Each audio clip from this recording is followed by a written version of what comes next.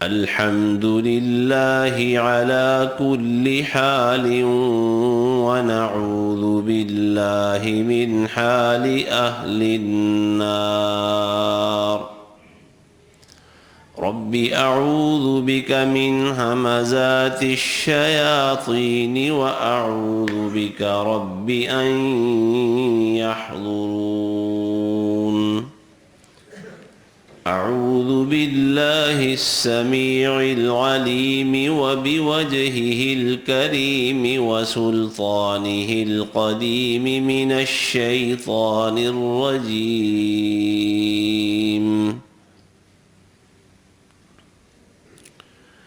النبي أولى بالمؤمنين من أنفسهم وأزواجه أمهاتهم. پیغمبر ایمان والوں پر ان کی جانوں سے زیادہ حق رکھتے ہیں اور ان کی بیویاں ایمان والوں کی مائیں ہیں. ام المومنین عائشہ صدیقہ رضی اللہ تعالی عنہا کی محبت رسول اور اس محبت میں ان کا امتحان، اس پر بات جاری تھی. اور حقیقت یہی ہے کہ جو محبت ہے اس میں امتحان ہوتے ضرور ہیں. اللہ اور اس کے رسول کی محبت یہ امتحانوں کے بغیر نہیں چلتی. قرآن مجید میں اللہ تعالیٰ نے 8 فطری محبتوں کا ذکر کیا ہے، یعنی ایسی محبتیں جو ہر انسان کو ان چیزوں کے ساتھ ہوتی ہیں. ماں باپ سے محبت فطری محبت ہے، اولاد سے فطری محبت ہے، بیوی سے فطری محبت ہے، بہن بھائیوں کنبے قبیلے سے فطری محبت ہے، جو مال انسان کماتا ہے اس سے فطری محبت ہے، جو گھر انسان نے بنایا ہوتا ہے اس سے فطری محبت ہے. یہ ساری فطری محبتیں. فرمایا اگر یہ فطری محبتیں تمہیں اللہ سے، اس کے رسول سے اور اس کے راستے میں جہاد سے زیادہ محبوب ہیں تو پھر تم اللہ کے عذاب کا انتظار کرو. تو امتحان تو ہے نا کہ اللہ سے محبت زیادہ کرتے ہیں، اس کے رسول سے، جہاد فی سبیل اللہ سے، یا ان سے زیادہ محبتیں کرتے ہیں. اور یہ امتحان ہو جاتا ہے. سعد بن ابی وقاص رضی اللہ تعالیٰ عنہ کی والدہ کو پتہ چلا کہ میرا بیٹا مسلمان ہو گیا ہے، اس نے نیا دین اختیار کر لیا ہے. انہوں نے بھوک ہڑتال شروع کر دی کہ بیٹا میں نہ کچھ کھاؤں گی نہ پیوں گی، میں مر جاؤں گی اور میری موت کے ذمہ دار تم ہوگے. وہ 1-2 دن دیکھتے رہے، والدہ کو سمجھایا تو بالآخر کہنے لگے اے ماں تو ایک ہے نا، اگر تو 10 دفعہ زندہ ہو اور 10 دفعہ ہی مر جائے یا تیرے جیسی 10 مائیں ہو نا تو میں رسول اللہ کی محبت پہ قربان کر دوں. تو مر جاؤ، مرنا ہے تو کھانا ہے کھاؤ، نہیں کھانا نہ کھاؤ. میں محمد کریم صلی اللہ علیہ وسلم کا ساتھ چھوڑنے والا نہیں. امتحان تو ابھی سفر شروع ہی ہوا ہے، ابھی اسلام قبول ہی کیا ہے تو مقابلے میں ماں آ گئی اس کی. اور پھر یہ سعد بن ابی وقاص وہ ہیں جو ماں کی خدمت و اطاعت میں ضرب المثل تھے. عرب کے کہتے ہیں کسی نے کہا کرتے تھے کسی نے ماں کا فرما بردار بیٹا دیکھنا ہو تو سعد کو دیکھ لے. تو سفر شروع ہوا ہے، امتحان شروع ہو گیا. تو محبت میں امتحان ہوتے ہیں. اما جان عائشہ صدیقہ رضی اللہ تعالی عنہا وہ جو قصہ سنایا جب ان پر بہتان لگا تو وہ ثابت قدم رہی. رسول اللہ صلی اللہ علیہ وسلم کی پریشانی کے باوجود کہ آپ نہ کوئی بات کرتے تھے، نہ عائشہ رضی اللہ تعالیٰ عنہ کی کوئی دلجوئی ہو رہی تھی، کیونکہ باہر پروپیگنڈا اس قدر شدت کے ساتھ ہو چکا تھا اور فضا اس قدر زہر آلود ہو چکی تھی کہ رسول اللہ صلی اللہ علیہ وسلم نے خاموشی اختیار کر لی تھی. آپ لوگوں سے مشورہ کرتے تھے، علی رضی اللہ عنہ سے مشورہ کیا، فلاں سے مشورہ کیا، فلاں سے، عمر فاروق سے مشورہ کیا کہ بتاؤ ذرا مجھے مشورہ دو میں کیا کروں، کیا معاملہ ہے. اس کا مطلب یہ ہوا کہ اس پروپیگنڈا نے اپنا رنگ دکھایا تھا، لیکن عائشہ رضی اللہ تعالیٰ عنہا نے اپنا دل رسول اللہ صلی اللہ علیہ وسلم کی طرف سے بالکل استقامت کے اوپر رکھا. اسی طرح عائشہ رضی اللہ تعالیٰ عنہا کا جو امتحان ہے محبت میں، اس کے علاوہ بھی واقعات ہیں. ایک سفر میں ام سلمہ رضی اللہ تعالیٰ عنہ حوالے میں بیان کرتی ہیں، ایک سفر کے اندر حضرت عائشہ بھی ساتھ شامل تھی سفر میں، اور اس کے علاوہ حفصہ رضی اللہ تعالیٰ عنہ بھی شامل تھی سفر میں۔ وہ ہودج اونٹوں کے اوپر رکھ کے چلتے تھے نا، تو ہوا یہ کہ ایک منزل سے جب دوسری منزل کا آغاز ہوا تو عائشہ رضی اللہ تعالیٰ عنہ والے ہودج میں حضرت حفصہ بیٹھ گئی، اور حضرت حفصہ والے ہودج میں حضرت عائشہ بیٹھ گئی۔ باہمی سلام مشورے سے ہوا آپس میں، لیکن اب ہوا کیا، جب سفر کا آغاز ہوا تو نبی علیہ السلام وہ جو حضرت عائشہ والا ہودج تھا اس کے ساتھ ساتھ جا رہے ہیں، عائشہ رضی اللہ تعالیٰ عنہ سے محبت کی وجہ سے اس کے ساتھ ساتھ چل رہے ہیں، سفر کے اس کے ساتھ، لیکن اس میں عائشہ تو تھی نہیں، اس میں تو حفصہ رضی اللہ تعالیٰ عنہ تھی، اور ادھر عائشہ رضی اللہ تعالیٰ عنہ اس صورتحال سے بڑی غمگین ہے، پریشان کہ اللہ کے نبی تو میرے ساتھ محبت کی وجہ سے اس ہودج کے ساتھ، اس اونٹ کے ساتھ چل رہے ہیں، اور میں ادھر بیٹھی ہوئی ہوں، اور ہوا تھا آپس میں صلاح کے ساتھ۔ اب اس قدر تکلیف محسوس کر رہی ہیں، کہتی ہیں کہ اس سے اچھا تو یہ تھا کہ مجھے کوئی بچھو کاٹ جاتا، لیکن رسول اللہ صلی اللہ علیہ وسلم سے جو دوری کے ساتھ میں گزر رہی ہوں اس سے نہ گزرتی۔ یعنی یہ بھی محبت کا ایک انداز ہے کہ نبی علیہ السلام، یہ دوسری طرف جو سوتنوں کی جو آپس میں رقابت ہوتی ہے وہ ایک الگ چیز ہے، لیکن یہاں جو چیز ہمیں نظر آتی ہے عائشہ رضی اللہ تعالیٰ عنہ کی، وہ محبت رسول ہی نظر آتی ہے کہ اللہ کے نبی علیہ السلام تو یہ سمجھ رہے ہیں کہ یہ عائشہ کا یہ اونٹ ہے، اور اس ہودج میں عائشہ بیٹھی ہوئی ہیں، اور وہ اس طرف ساتھ ساتھ چل رہے ہیں، لیکن عائشہ رضی اللہ تعالیٰ عنہ موجود نہیں۔ اور سودا جو ہوا تھا حضرت حفصہ کے ساتھ، انہیں محسوس ہوا کہ یہ تو مہنگا پڑ گیا ہے، اور کہتی ہیں کاش کہ مجھے بچھو کاٹ جاتا، لیکن رسول اللہ صلی اللہ علیہ وآلہ وسلم کی یہ دوری ہے مجھ سے، یہ مجھے اس سے نہ گزرنا پڑتا۔ تو عائشہ رضی اللہ تعالیٰ عنہ رسول اللہ صلی اللہ علیہ وآلہ، جیسے پہلے بات ہوئی کہ اماں جان خدیجہ رضی اللہ تعالیٰ عنہ کے لیے بھی جبریل امین اللہ کی طرف سے سلام لے کے آئے، یہی فضیلت سیدہ عائشہ رضی اللہ تعالیٰ عنہ کو بھی حاصل ہے۔ رسول اللہ صلی اللہ علیہ وسلم نے فرمایا، صحیح بخاری میں حدیث ہے کہ آپ نے فرمایا، یا عائشہ ھذا جبریل یقرأ علیک السلام، یہ جبریل امین آئے ہیں اور وہ آپ کو سلام کہہ رہے ہیں۔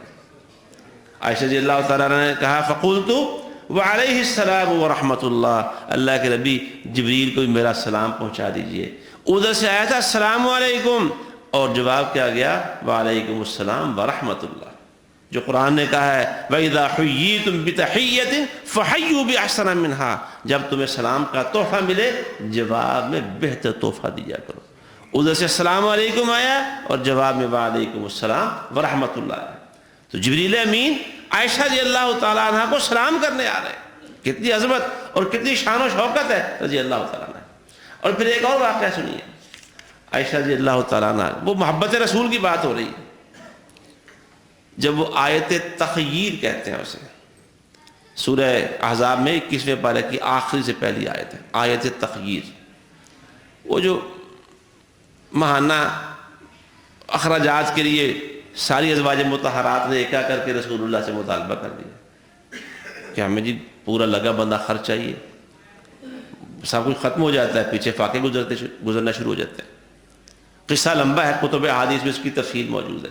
نبی علیہ السلام اس صورتحال سے پریشان تھے، اس دوران ابو بکر رضی اللہ تعالیٰ عنہ بھی آئے، عمر فاروق بھی آئے، صورتحال معلوم ہوئی، حضرت ابو بکر نے عائشہ رضی اللہ تعالیٰ عنہ کو بازو سے پکڑ لیا، اور عمر رضی اللہ تعالیٰ عنہ نے حفصہ اپنی بیٹی کو بازو سے پکڑ لیا کہ اللہ کے رسول کو ستاتی ہو تم، اللہ کے رسول سے مطالبہ کرتی ہو۔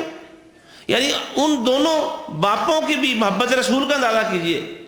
عام طور پر ہوتا ہی ہے، فطری چیز ہے کہ اس طرح کا معاملہ ہونا بیٹی اور اس کے خامند کے درمیان، تو دل جو ہے وہ بیٹی کے ساتھ، بیٹی کو کہتے ہیں بیٹا تو غلط کیتا ہے، فلاں کیتا ہے، لیکن دل یہ کہتے ہیں کہ نہیں، بیٹی کے ساتھ نہیں، دل دھڑکتا ہے بیٹی کے لیے۔ انصاف کوئی کرتا ہے ایسے معاملات کے اندر، لیکن ادھر محبت رسول کا انداز دیکھیے، ابھی بات سنی تو دونوں نے اپنی بیٹیوں کو ہاتھ پکڑ لیا، اور اللہ کے رسول صلی اللہ علیہ وسلم نے ان کو منع کیا کہ دیکھو معاملہ ختم کر دو، تو ورنہ وہ تلے ہوئے تھے کہ اللہ کے رسول کو ستاتی ہیں، اس کی انہیں سزا ملنی چاہیے۔ اللہ تعالیٰ نے اپنے رسول صلی اللہ علیہ وسلم پر قرآن کی آیت نازل کر دی، اے پیغمبر آپ کہیے اپنی بیویوں سے قل لازواجک ان کنتن تريدن الحیات الدنیا وزینتها فتعالین امتعکن واسرحکن سراحا جمیلا. اگر مال چاہیے تو آؤ پھر مال لے لو، جتنا میرے پاس ہوگا ایک ہی دفعہ لے کے تمہیں ہمیشہ کے لیے رخصت کر دیتا ہوں. اور اگر ان کنتن تريدن اللہ ورسولہ والدار الآخرۃ فإن اللہ اعد للمحسنات منکن اجرا عظیما. اگر اللہ چاہیے، اللہ کا رسول چاہیے، آخرت کی کامیابی اور اس کا گھر چاہیے، تو پھر نیکوں کے لیے اللہ نے بڑا اجر تیار کر رکھا ہے. نبی علیہ الصلوۃ والسلام، اس کو آیت تخییر کہتے ہیں، جس میں ازواج مطہرات کو اختیار دیا گیا بھی ٹھیک ہے تم نے مطالبہ کر لیا ہے، اگر اپنے مطالبے پہ قائم ہو، خرچہ چاہیے تو بس ایک ہی دفعہ لے لو اور چھٹی ہمیشہ کے لیے.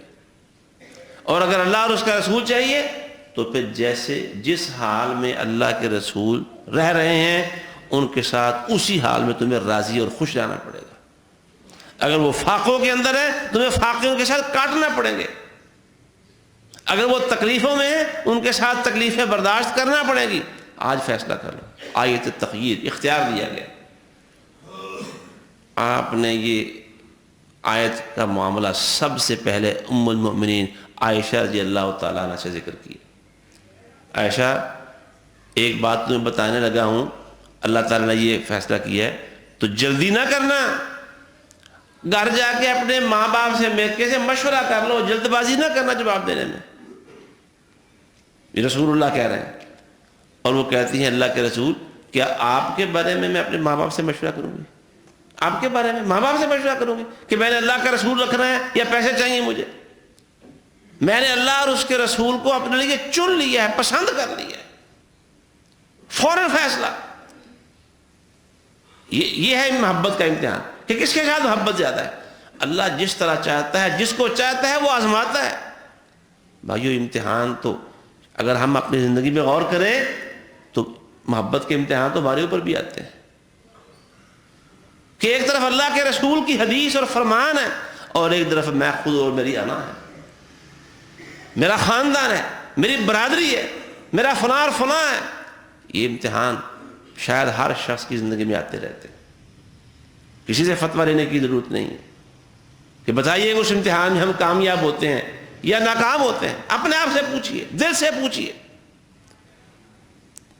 تو اگر ایسے امتحانوں میں ہم نے اللہ اور اس کے رسول کی بات کو چھوڑ کے اپنے ضمیر اور نفس کی بات مانی ہو، خاندان کے بت کی پوجا کی ہو، خاندان کے بت کی پوجا، خاندان آج برادریوں کے خاندانوں کے بت پوجے جا رہے ہیں. ہمیں بڑا فخر ہے جی، ہم جی اہل حدیث ہیں، ہم شرک نہیں کرتے، اہل توحید ہوتے ہیں، ہم شرک نہیں کرتے. لیکن جب شادی بیاہ کے معاملات آتے ہیں، نہیں جی ایسی تو فلانا نے ایسی اپنی خاندان تو برکت نہیں کرتے. رسول اللہ صلی اللہ علیہ وسلم نے فرمایا کہ جب تمہارے پاس تمہاری بیٹی کا کوئی شخص ہاتھ مانگنے آ جائے کہ اسے ہماری بیٹی بنا دیں اور تم اس کے دین سے راضی ہو، تمہیں اس کا دین پسند ہے، پھر اس کو نہ کرو، اسے اپنے بیٹی کا رشتہ دے دو. دین پسند ہے. یعنی یہ پوچھنے کی بھی ضرورت نہیں پڑنی چاہیے کہ تیرا خاندان کی ہے، کیڑی برادری نے تعلق رکھ دے. یہ تو صرف تعارف کے لیے ہے، پہچان کے لیے ہے، اور اس کا شاید کوئی انتظامی اور کوئی معاشرتی تھوڑا بہت فائدہ حاصل ہوتا ہو اس سے، دین سے اس کا کوئی تعلق نہیں. اور لڑکے سے کہا کہ جب تم لڑکے والوں سے کہا کہ عام طور پر شادی کرتے وقت لوگ رشتے کا انتخاب کرتے ہیں، کئی حسن کے پیچھے جاتے ہیں، کئی خاندان دیکھتے ہیں کہ اونچا اپروچ والا خاندان ہے، کئی مال دیکھتے ہیں، کئی دین دیکھتے ہیں. فظفر بذات الدین تربت یداک، تم دین والی کو پسند کرنا، دین ہے سب سے اوپر. یہ خاندان برادری ان کے بت پوج رہے ہیں. ہم کیا جاٹ ہوتے ہیں، ہم جی راجپوت ہوتے ہیں، ہم ملک ہوتے ہیں، ہم کھوکھر ہوتے ہیں، خاندان سے باہر نہیں جاتے ہیں. اللہ کے رسول کی حدیث ہے، دین دیکھو تو خاندانوں کے بت پوجے جا رہے ہیں، پرستش ہو رہی ہے ان کی، اور انہیں پھر نیچے بھی جانے دیتے، پالتے پوچھتے ہیں ان بتوں کو، نسلوں کو بتا کے جاتے ہیں، بچوں کو اولادوں کو سکھا کے جاتے ہیں بیٹا نا یہ کبھی نہ کرنا، خاندان سے باہر منہ نہ نکالنا.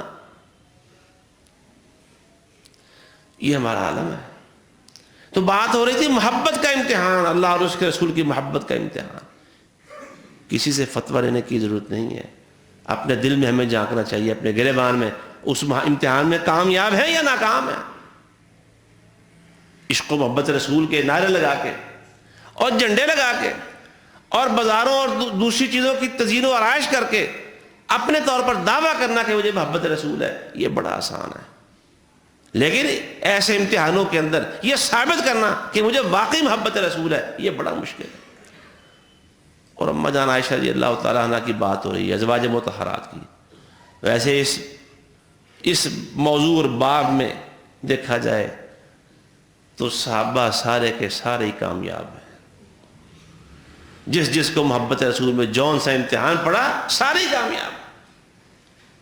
جتنے مرضی واقعات دیکھ لیں آپ، جس پہلو سے دیکھ لیں، جس کسی کو دیکھ لیں.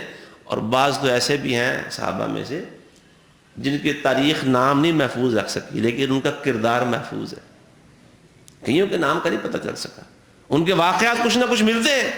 محبت رسول میں کامیاب. اور محبت رسول میں کامیابی ہی دنیا اور آخرت کی کامیابی کی یہ چابی ہے. شاکری ماسٹر کی ہے یہ محبت رسول صلی اللہ علیہ وسلم. اللہ کے نبی، آپ کے بارے میں ماں باپ سے مشورہ کروں؟ میں نے اللہ اور اس کے رسول کو پسند کر لیا، اختیار کر لیا میں نے. اور پھر حضرت عائشہ رضی اللہ تعالی عنہ کا یہی جواب باقی ازواج مطہرات کے لیے سنت و دلیل بن گیا. باقیوں نے بھی یہی کیا، باقی ازواج لیکن پہل کس کی تھی؟ اللہ کے رسول صلی اللہ علیہ وسلم نے اس وحی سے اور اللہ تعالیٰ کے اس پیغام سے سب سے پہلے کسے آگاہ کیا؟ عائشہ رضی اللہ تعالیٰ عنہ. اور اس میں کامیاب ہوئی. بات ہو رہی تھی محبت کے امتحان کی، اور اس حوالے سے کئی واقعات اور بھی حضرت عائشہ رضی اللہ تعالیٰ عنہ کے حالات زندگی کے اندر ملتے ہیں. عائشہ رضی اللہ تعالیٰ عنہ بہت سارے امتحانوں سے گزرتی ہیں. اور ایک بات یہ بھی،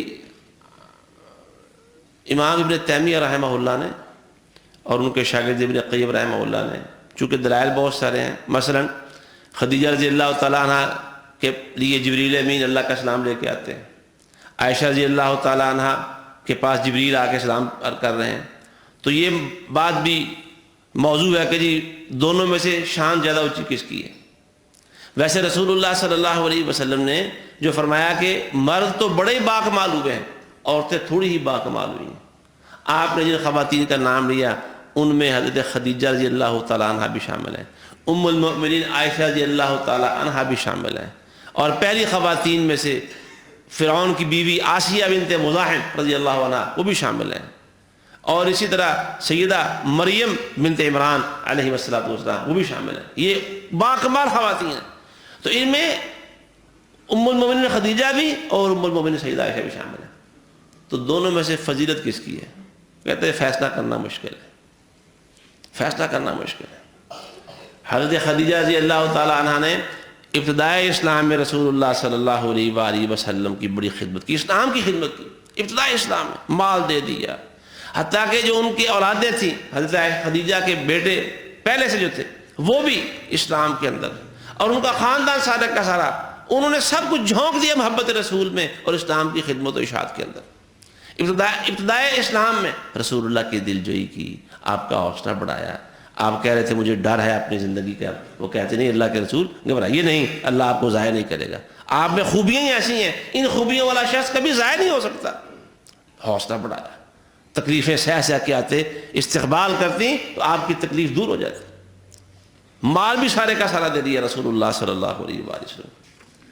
اور حضرت عائشہ رضی اللہ تعالیٰ عنہ نے بعد کے زمانے میں جب اسلام کو ترقی مل گئی، بلندی ملی، حتیٰ کہ رسول اللہ صلی اللہ علیہ وسلم دنیا سے چلے بھی گئے، اس پورے زمانے میں حضرت عائشہ رضی اللہ تعالیٰ عنہا سے اسلام کو اور مسلمانوں کو جو فوائد اور جو نفع حاصل ہوئے تعلیم اور تربیت کے، وہ بھی اپنی مثال آپ ہیں. بلکہ یہ بات کہی جائے گی کہ حضرت عائشہ رضی اللہ تعالیٰ عنہا جو ازواج مطہرات میں سے سب سے کم عمر تھیں، اور ان کا جو رسول اللہ صلی اللہ علیہ وسلم سے شادی و نکاح ہونا ہے یہ آسمانی فیصلہ تھا، جیسا کہ اس سے پہلے خطبے کے اندر بیان کیا گیا. اس میں جو حکمتیں نظر آتی ہیں وہ حکمتیں یہی ہیں کہ رسول اللہ صلی اللہ علیہ وسلم نے ان کی تربیت ایسی فرمائی. 9 سال ملے یا 10 سال کے 9 سے 10 سال کے درمیان آپ نے ان کی تعلیم اور تربیت پر ایسی توجہ دی, ان سے محبت کے ساتھ ایسے ایسے دین سکھایا پڑھایا کہ وہ اپنی ساری زندگی رسول اللہ کے بعد جیسے جیسے کہ مشکل مسائل پیش آتے, جو ان کے روحانی بیٹے اور فرزند تھے صحابہ کرام, پھر تابعین بھی آگے ان کے بعد, ان کی تربیت اور اسلام کی تعلیمات سے جیسے ان کو آگاہ کرتی رہیں, اللہ تعالیٰ نے یہ فیصلہ ہی اس لیے کیا تھا کہ رسول اللہ صلی اللہ علیہ وسلم کے دنیا سے کوچ کر جانے کے بعد دین کی جو اصل تعلیمات ہیں جو رسول اللہ سے براہ راست حاصل کی گئی ہوں, وہ ایک مدت اور زمانے تک اس امت کے اندر زندہ اور قائم رہیں. حضرت عائشہ رضی اللہ تعالیٰ عنہ سے صحابہ کو یہ فائدہ حاصل ہوا, صحابہ کی اولادوں کو فائدہ حاصل ہوا, تابعین کو یہ فائدہ حاصل ہوا. یہ بہت بڑی مجتہد تھی, بہت بڑی فقیہ تھی, بہت بڑی مفتی واقع ہوئی اور بہت بڑی محدث واقع ہوئی. حدیث بیان کرنے میں, حدیثوں سے مسائل اخذ کرنے کے اندر اور مختلف قسم کے مسائل صحابہ کو بتانے میں جو مقام سیدہ عائشہ رضی اللہ تعالیٰ عنہ کو اللہ نے عطا فرمایا وہ باقی ازواج مطہرات کو نہیں حاصل.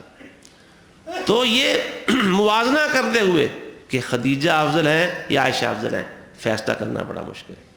بس یہ بات ہے کہ ان سے ابتدائی اسلام میں اسلام اور رسول اللہ کو فائدہ حاصل ہوا, اور ان سے بعد کے زمانے میں رسول اللہ صلی اللہ علیہ وسلم کی جتنی زندگی تھی اور اس کے بعد بھی جب تک وہ زندہ رہیں اسلام اور مسلمانوں کو نفع حاصل ہوتا رہا.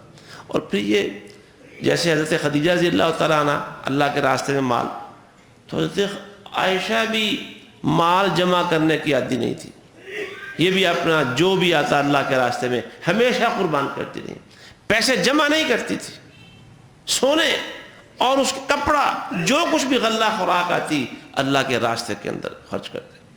خرچ کرنے کے اندر دیکھیے ذرا کیا مقام ہے اما جان عائشہ رضی اللہ تعالیٰ عنہ کا. ڈھیر